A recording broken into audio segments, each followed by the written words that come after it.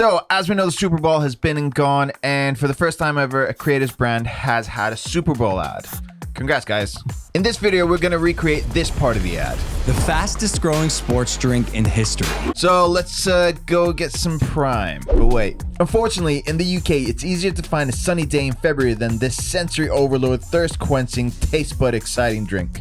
Hook your boy up. So we've gone for my favorite drink at the minute.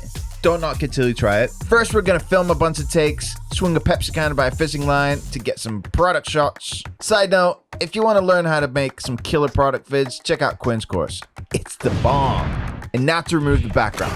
Open up After Effects. We're gonna rotoscope the subject out. If you don't know how to do that, check out some of the previous tutorials. Select your subject, press freeze, and go make yourself a coffee.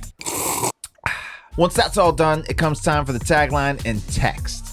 And because I don't want to animate everything, I'm gonna cheat. I'm gonna use the lyric video pack.